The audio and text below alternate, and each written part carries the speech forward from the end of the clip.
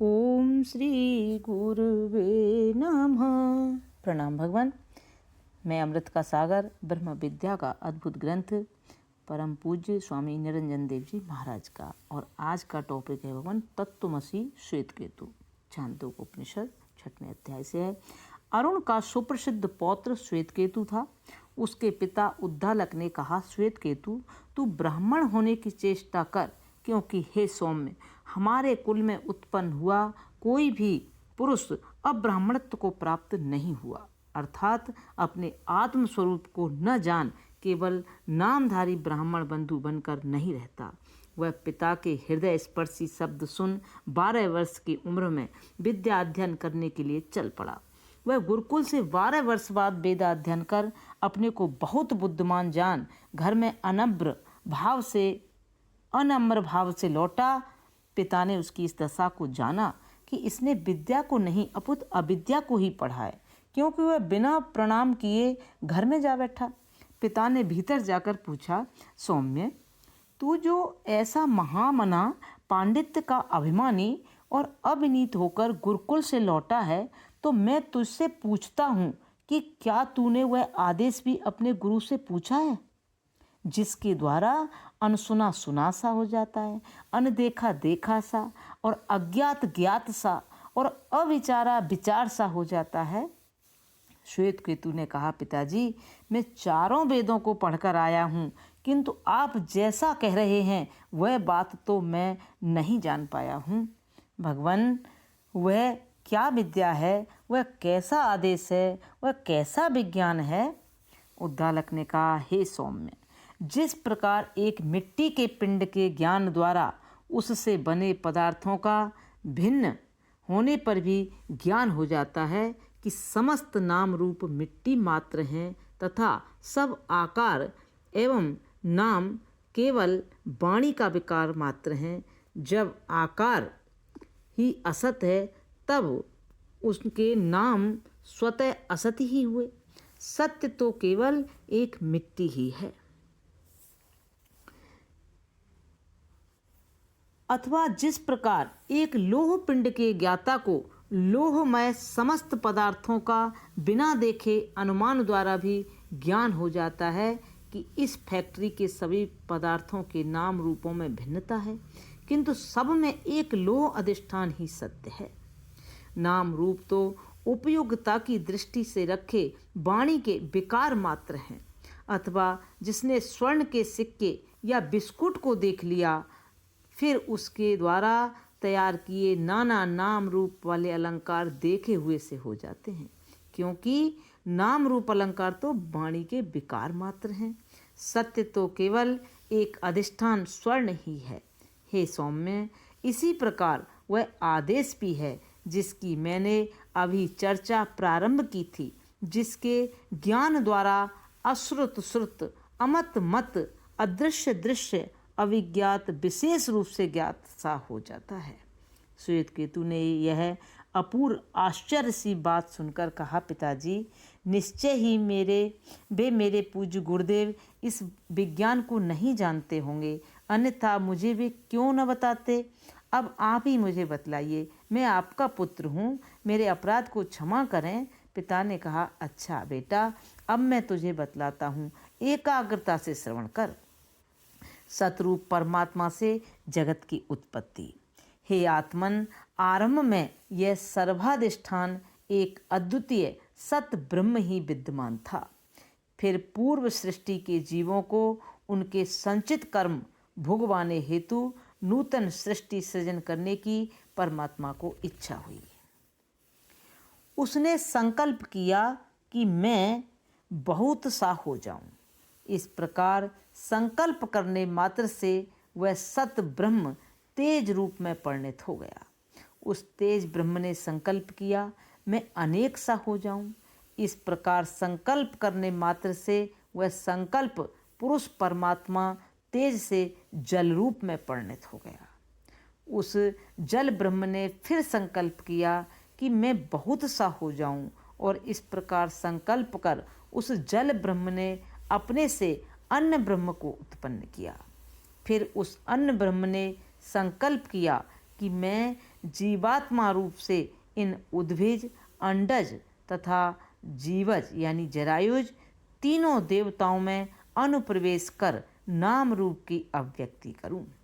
प्रसिद्ध प्राणियों में 3 ही मुख्य बीज होते हैं, कोई चौथा स्वेदज भी मानते हैं। फिर उस सत ब्रह्म ने प्रत्येक देवता को त्रिवृत्त किया। अग्नि का जो रोहित लाल रूप है वह तेज का ही रूप है, जो शुक्ल रूप है वह जल का है, और जो कृष्ण है वह पृथ्वी रूप अन्य का है। यदि अग्नि से यह लाल, श्वेत तथा कृष्ण रंग निकाल लिए जाएं तो इस प्रकार अग्नि से अग्नित्व नाम निवृत्त हो जाएगा, क्योंकि अग्नि रूप स्वयं से तो कुछ है नहीं, केवल 3 लाल, शुक्ल, कृष्ण रूप ही सत्य है। अग्नि तो वाणी का विकार मात्र है। सूर्य में जो लाल रूप है वह तेज का है, शुक्ल रूप जल का है तथा कृष्ण रूप अन्न का है। यदि सूर्य से लाल, श्वेत, कृष्ण रूप निकाल लिए जाएं तो फिर इस प्रकार सूर्य से सूर्यत्व निवृत्त हो जाएगा, क्योंकि इन तीनों के अलावा सूर्य अन्य कोई तत्व नहीं है। यह सूर्य नाम तो वाणी का विकार मात्र है, जो इन तीनों रूप पर अध्यस्त है। इसी प्रकार चंद्रमा विद्युत नाम में भी वाणी का विकार मात्र है। चंद्रमा तथा विद्युत में से लाल, शुक्ल, कृष्ण इन तीनों रूपों को निकाल लिया जाए तो चंद्रत्व, विद्युत सत्ता रूप कुछ नहीं रहेगा। अर्थात जो कुछ लाल सा है वह तेज का रूप है, जो कुछ शुक्ल सा है वह जल का रूप है, और जो कुछ श्याम सा है वह अन्न का रूप है। ऐसा इन तीनों देवताओं को जान। अब यह जान कि किस प्रकार ये तीनों देवता पुरुष को प्राप्त हो उनमें से त्रिवृत्त हो जाते हैं। मन, प्राण और वाक। हे आत्मन, जीव के द्वारा ग्रहण किया हुआ खाद्य अन्य शरीर में 3 रूपों में परिणत हो जाता है।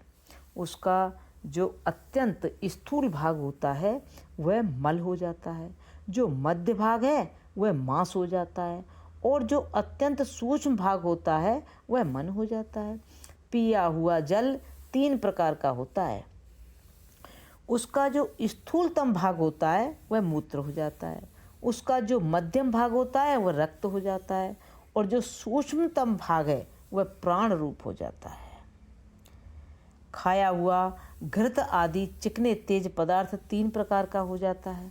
उसका जो स्थूलतम भाग होता है वह हड्डी हो जाता है, जो मध्यम भाग है वह मज्जा हो जाता है, और जो सूक्ष्मतम भाग है वह वाणी हो जाता है। इसलिए हे आत्मन, मन अन्नमय, प्राण जलमय और वाक तेजोमयी है। मन प्राण अन्नमय, प्राण जलमय और वाक तेजोमयी है।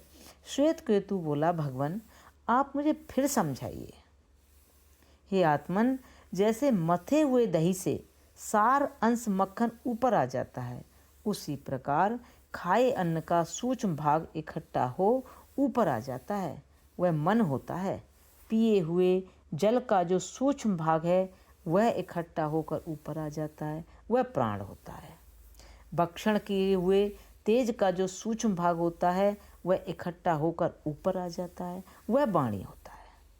इस प्रकार हे आत्मन, मन अन्नमय, प्राण जलमय और वाणी तेजोमयी है। भगवान मुझे फिर समझाइए। आरुणि उद्दालक ने श्वेत केतु की जिज्ञासा देख मन की अन्नमयता का निश्चय कराया कि मन अन्नमय कैसे। हे आत्मन, यह पुरुष 16 कलाओं वाला है। तू 15 दिन भोजन मत कर, केवल इच्छा अनुसार जलपान कर, फिर भी तू जीवित रहेगा, क्योंकि यह प्राण जलमय है। इसलिए जल पीते रहने से उसका नाश नहीं होगा।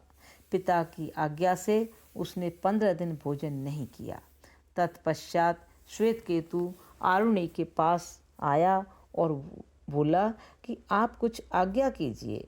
आरुणि उद्दालक ने कहा, तुम वेद मंत्रों का पाठ करो। तब उसने कहा, भगवान मुझे उनका स्मरण नहीं होता। उद्दालक ने कहा, अच्छा जा, अब तू थोड़ा थोड़ा भोजन कर, 15 दिन बाद मेरे पास आना, तब तू मेरी बात समझ जाएगा। उसने भोजन किया। वह 15 दिन पश्चात आरुणि के पास आकर पिता की आज्ञा पाकर वेदोच्चार करने लगा और पूछा, ऐसा क्यों हुआ? तब आरुणि उद्दालक श्वेतकेतु से बोला, जिस प्रकार बहुत अग्नि से एक जुगनू के बराबर चिंगारी रह जाए तो वह उससे अधिक दाह तपन उत्पन्न नहीं कर सकता, किंतु उसे तृण संपन्न कर प्रज्वलित कर दिया जाए तो वह अपने पूर्व की अपेक्षा ज़्यादा तपन दाह दे सकता है। अथवा 16 कलाओं वाला चंद्रमा एकम तिथि को रात्रि का घोर अंधकार दूर नहीं कर पाता, किंतु वही चंद्रमा एक एक कला बढ़कर पूर्णिमा को रात्रि के घोर अंधकार को दूर करने में समर्थ हो पाता है। इसी प्रकार हे आत्मन, 15 दिन अन्न न खाने से तेरी 16 कलाओं में से घटकर केवल एक ही कला रह गई थी। फिर उसे जब भोजन कर प्रज्वलित कर दी गई तो इसी कारण से तू अब वेदों का अनुभव कर रहा है। सत आत्मा ही सबका मूल कैसे? हे आत्मन, जिस अवस्था में यह पुरुष सोता है उस समय यह सत से संपन्न हो जाता है, वह अपने मूल स्वरूप को प्राप्त हो जाता है।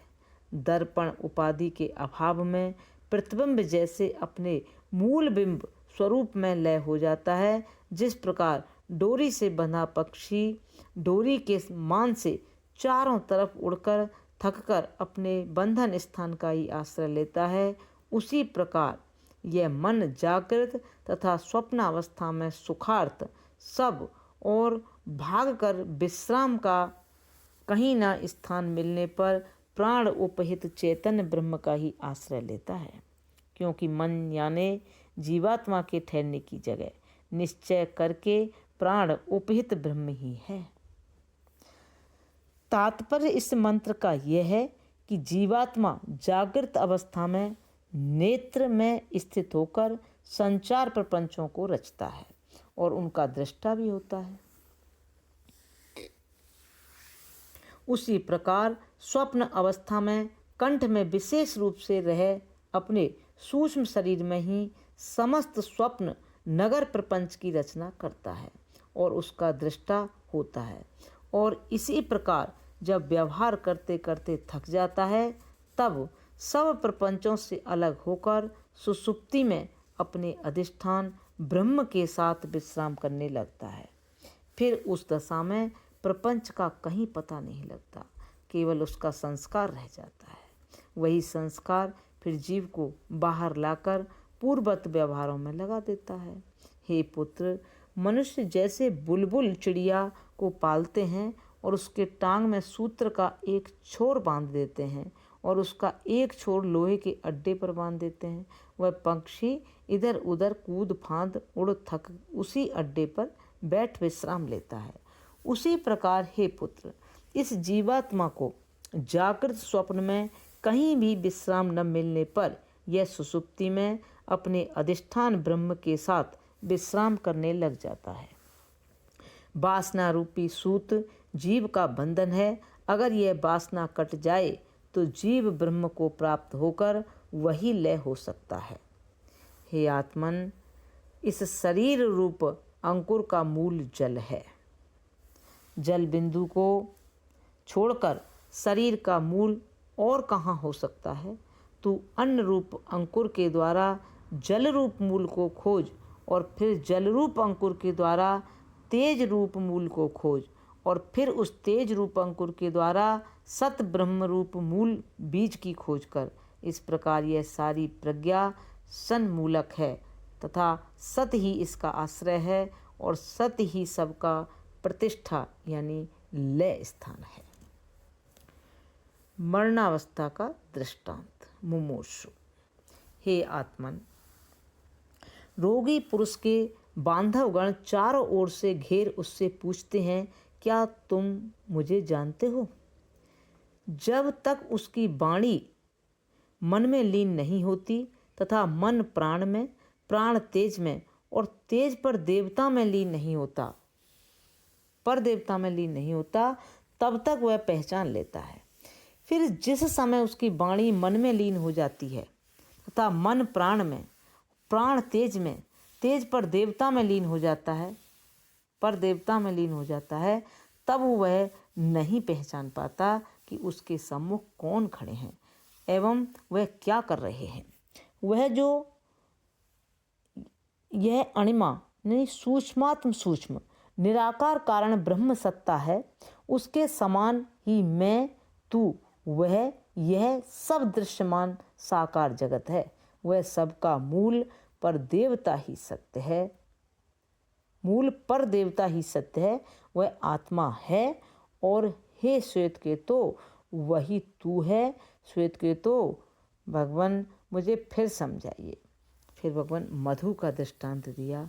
हे आत्मन, नाना दिशाओं के वृक्षों पौधों पर के फूलों से मधुमक्खियाँ रस लाकर एकता को प्राप्त करा मधु बना देती हैं।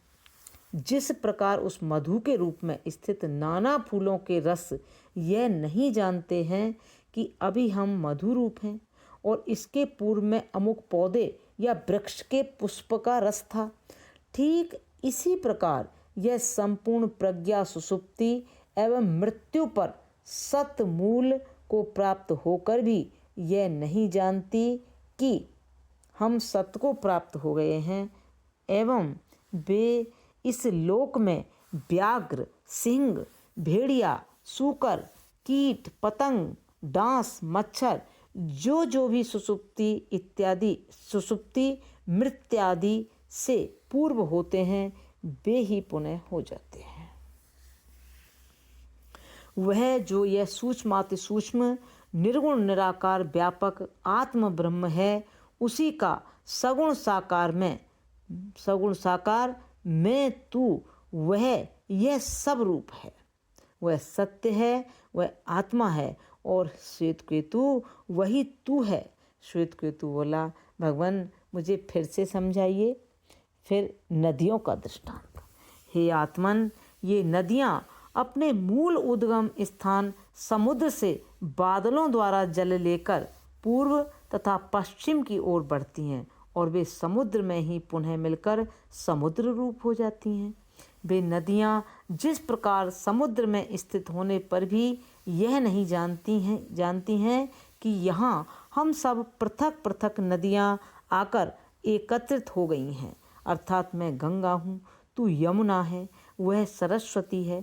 इस प्रकार न भेद जानती हैं, न उन्हें एकता का ही बोध होता है कि मैं समुद्र हो गई। ठीक इसी प्रकार ये संपूर्ण प्रजाएं एक अद्वितीय सत ब्रह्म से आने पर एवं पुनः सुषुप्ति या मृत्यु में उसी में लय हो जाने पर भी यह नहीं जानते हैं कि यहाँ हम सत्य से संपन्न हो गए हैं एवं उसके पूर्व हम मनुष्य, देवता, पशु, पक्षी, कीट, पतंग, मच्छर, डांस आदि थे।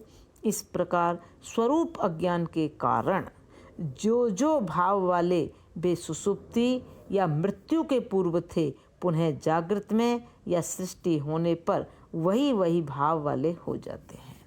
वह जो यह अणिमा है, एतद रूप ही यह सब जगत है। वह सत्य है, वह आत्मा है और हे श्वेतकेतु, वही तू है। श्वेतकेतु बोला, भगवान मुझे फिर समझाइए। फिर वृक्ष का दृष्टांत दिया भगवान।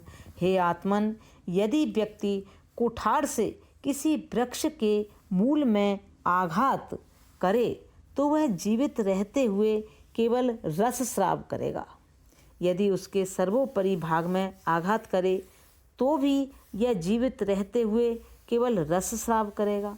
यदि उस वृक्ष की एक शाखा को जीव छोड़ देता है तो वह सूख जाती है। यदि दूसरी तीसरी शाखा को उसका जीव छोड़ दे तो वह सूख जाएगी। इसी प्रकार वृक्ष को ही जड़ मूल से जीव छोड़ दे तो संपूर्ण वृक्ष ही सूख जाएगा। इसी प्रकार वृक्ष को ही जड़ मूल से जीव छोड़ दे तो संपूर्ण वृक्ष ही सूख जाएगा। ठीक इसी प्रकार तू जान कि जीव से रहित होने पर यह शरीर मर जाता है, किंतु जीव नहीं मरता।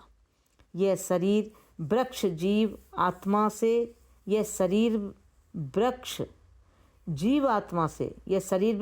आत्मा से ओतप्रोत है और अन्न जलपान प्रारब्ध पर्यंत करता हुआ आनंद पूर्वक स्थित है।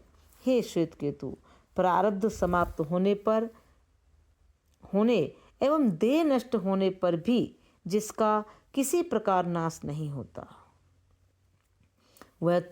वह जो यह आत्मा सूक्ष्मादि सूक्ष्म यानी अणमा है, एतद्रूप ही यह सब है, वह सत्य है, वह आत्मा है। और हे श्वेतकेतु, वह तू है। भगवान मुझे फिर समझाइए। फिर भगवान बट बीज का दृष्टांत दिया। हे आत्मन, बट वृक्ष के एक बड़े फल को काट कर देखो, इसमें क्या देखते हो? भगवान, इसमें अणु के समान अनेक बीज हैं। अच्छा, तुम उनमें से एक बीज को तोड़कर देखो तथा जो दिखाई पड़े वह मुझे बताओ। भगवान, इसमें तो मुझे कुछ भी नहीं दिखाई पड़ता है। तब आरुणि ने श्वेतकेतु से कहा, हे सौम्य, इस बट बीज की जिस सूक्ष्माति सूक्ष्म व्यापक अणिमा सत्ता को तू नहीं देख पाता है, हे सौम्य, उस सूक्ष्म बीजत्व शक्ति का ही यह इतना विशाल बटवृक्ष खड़ा हुआ है। हे सौम्य, तू मेरे कथन पर विश्वास कर। वह जो यह अणिमा है यानी अति सूक्ष्माति सूक्ष्म, यह सब यही एद्रुप ही यह सब है। वह सत्य है, वह आत्मा है और श्वेतकेतु वह तू है। श्वेतकेतु बोला, भगवान मुझे फिर समझाइए। भगवान फिर नमक का दृष्टांत दिया। हे आत्मन, इस नमक को इस पानी के गिलास में डाल दो एवं कल इसे लेकर मेरे पास आना। श्वेतकेतु ने वैसा ही किया। तब आरुणि ने कहा, हे श्वेतकेतु, रात तुमने जो नमक जल के गिलास में डाला था उसे बाहर निकालो। किंतु श्वेतकेतु प्रयत्न कर भी जल में से नमक को नहीं ढूंढ सका। तब उद्दालक ने कहा, इस जल के ऊपर मध्य तथा नीचे से स्वाद लेकर बताओ कैसा लगा।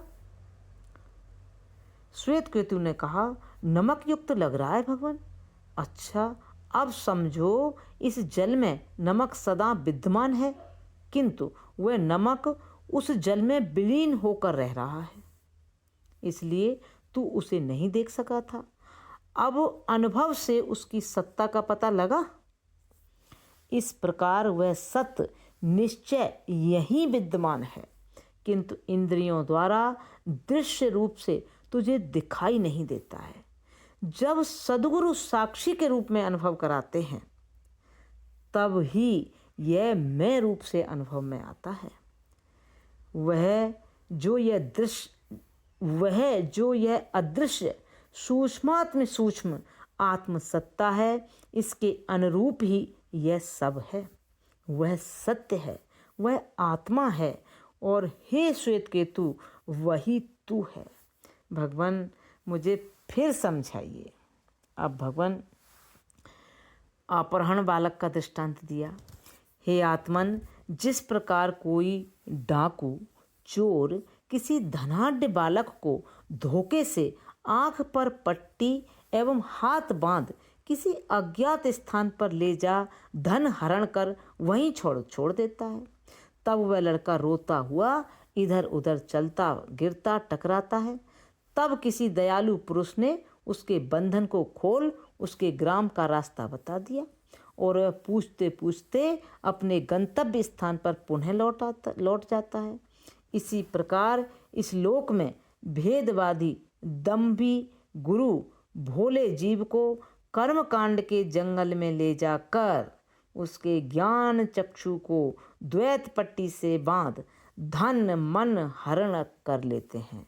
फिर कर्म उपासना के जंगल में ऐसे अकेला छोड़ देता है और उसके घर का रास्ता नहीं बताता है। तब उस दुखी जीव को देख किसी परोपकारी श्रोत्रिय ब्रह्मनिष्ठ आचार्यवान पुरुष को दया आई और उसने उसके आत्मस्वरूप का बोध कराकर देहादि अनात्मा से अध्यास बंधन को काट उसको घर पहुंचा दिया। आचार्यवान पुरुष ही सत्य को जानता है।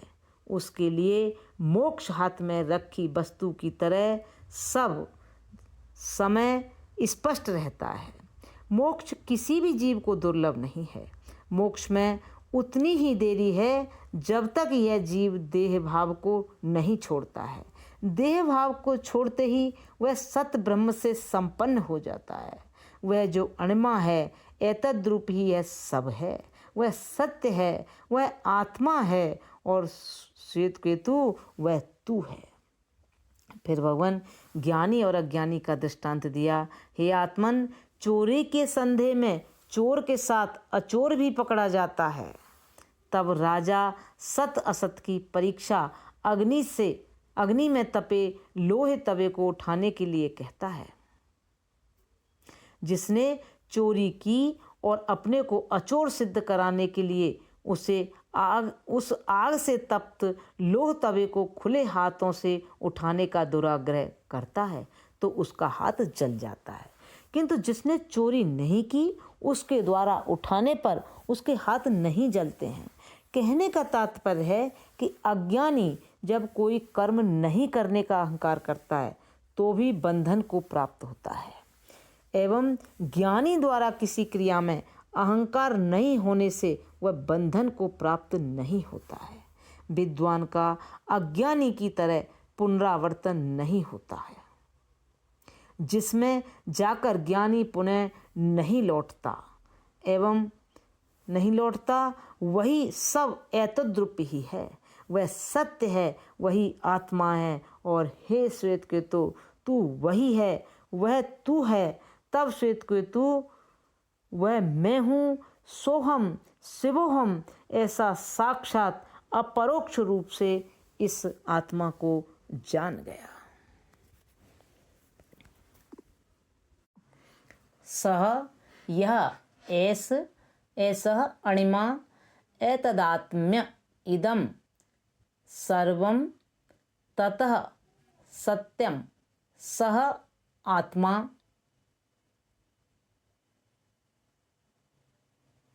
श्वेत केतु सत्यम सह आत्मा तत्वमसि श्वेत केतु। उद्दालक ऋषि अपने पुत्र श्वेत केतु को ब्रह्म तत्व समझाते समय कहते हैं, मैंने जिस सूक्ष्म से सूक्ष्म सत पदार्थ की बात कही है वह समस्त जगत तदात्मक ही है। एकमात्र वह सत्य है और सत्य स्वरूप है। हे श्वेत केतु, तुम भी वही सत्य स्वरूप ब्रह्म हो, ऐसा दृढ़ता से निश्चय करो। देहो देवालय प्रोक्तः सजीवः केवलः शिवः त्यजे दज्ञान निर्माल्यम सोहम भावेन पूज्येत। शंकराचार्य आत्म पूजा। यह देह ही देव मंदिर है। इसके मध्य में वही परम शिव परमात्मा अवस्थित है। तुम ही वह शिव हो, तुम ही परमात्मा हो। देह भाव, जीव भाव, कर्ता भोक्ता, बंध भाव छोड़कर तथा वह पूजा का परित्याग कर तुम आत्मा पूजा सोहम परायण हो जाओ। प्रणाम भगवान। अब यहाँ से आगे नेक्स्ट लेंगे। ओम शांति शांति शांति।